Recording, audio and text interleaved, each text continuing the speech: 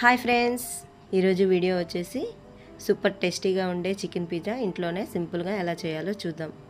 ముందుగా ఒక బౌల్ తీసుకొని అందులోకి 1 స్పూన్ పంచదార, 1 స్పూన్ డ్రై ఈస్ట్,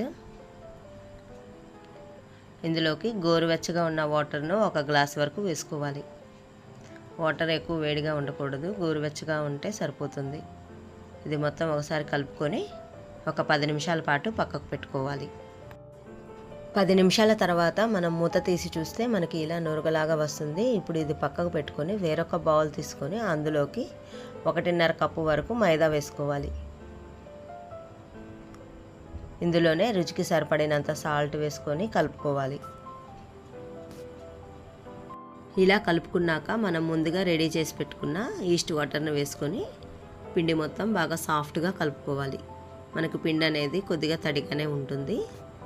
ఇలా కలుపుకున్నాక ఇందులోకి 1 స్పూన్ ఆయిల్ వేసుకోవాలి. ఆయిల్ వేసుకొని మరలా పిండి మొత్తం బాగా కలుపుకోవాలి.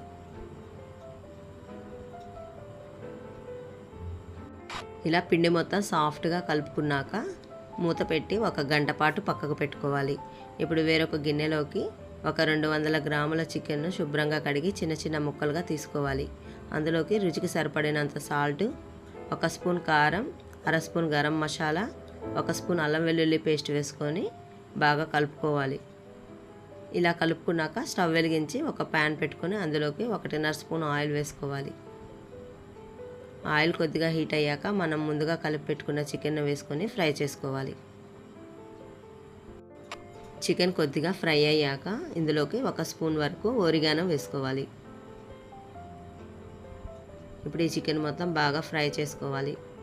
ఇలా బాగా ఫ్రై అయ్యాక స్టవ్ ఆఫ్ చేసుకొని పక్కకు పెట్టుకోవాలి. గంట తర్వాత మూత తీసి చూస్తే మనకి పిండి అనేది డబుల్ క్వాంటిటీలో అవుతుంది. ఇప్పుడు ఈ పిండి మొత్తం బాగా దగ్గరికి చేసుకొని పిండి మొత్తం బాగా కలుపుకోవాలి. ఇలా కలుపుకున్నాక ఫ్లోర్ పైన కొంచెం పొడి పిండిని చల్లుకొని మనం కలుపుకున్న పిండిని 2 భాగాలుగా చేసుకోవాలి.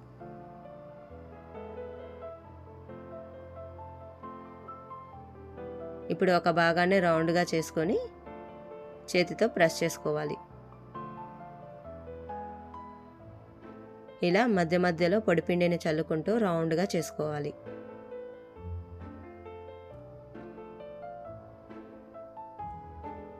ఒక ప్లేట్ తీసుకొని అందులోకి 1 స్పూన్ ఆయిల్ వేసుకొని ఆయిల్ మొత్తం ప్లేట్కి అప్లై చేసుకోవాలి. ఇలా అప్లై చేశాక మనం రెడీ చేసి పెట్టుకున్న పిజ్జా బేస్ను ప్లేట్లోకి తీసుకొని ప్లేట్ మొత్తం ఈవెన్గా స్ప్రెడ్ చేసుకోవాలి.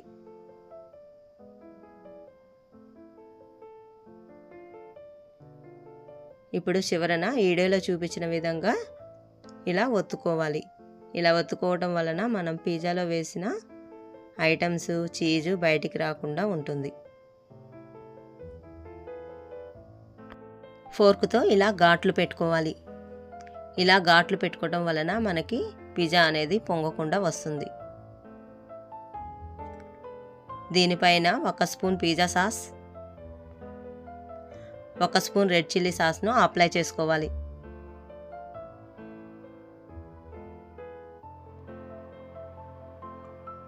ఇలా అప్లై చేశాక దీనిపైన 1 స్పూన్ పిజ్జా సీజనింగ్, సన్నగా తురిమిన చీజ్ను వేసుకోవాలి.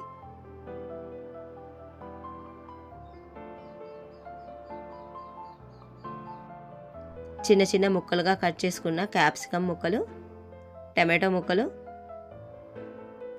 ఆనియన్ ముక్కలు, ముందుగా ఫ్రై చేసి పక్కకు పెట్టుకున్న చికెన్ పీసెస్ను వేసుకొని అరేంజ్ చేసుకోవాలి. ఇప్పుడు దీనిపైన లైట్గా చీజ్ని వేసుకొని అంచుల భాగంలో లైట్గా ఆయిల్ని వేసుకోవాలి. ఇలా రెడీ చేసుకొని పక్కకు పెట్టుకొని ఇప్పుడు స్టవ్ వెలిగించి ఒక గిన్నె పెట్టుకొని ఒక 10 నిమిషాల పాటు ఫ్రీ హీట్ చేసుకోవాలి. 10 నిమిషాల తర్వాత మనం రెడీ చేసి పెట్టుకున్న పిజ్జాను గిన్నెలోకి పెట్టుకొని 20 నుంచి 25 నిమిషాల వరకు లో ఫ్లేమ్లో బేక్ చేసుకుంటే మనకి పిజ్జా అనేది రెడీ అయిపోతుంది.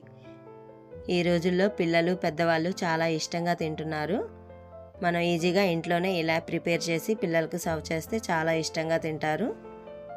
తప్పకుండా ట్రై చేసి ఎలా వచ్చిందో నాకు కామెంట్ చేయండి. ఈ వీడియో కనుక నచ్చినట్టయితే లైక్ చేయండి, షేర్ చేయండి, సబ్స్క్రైబ్ చేసుకోండి. Thanks for watching.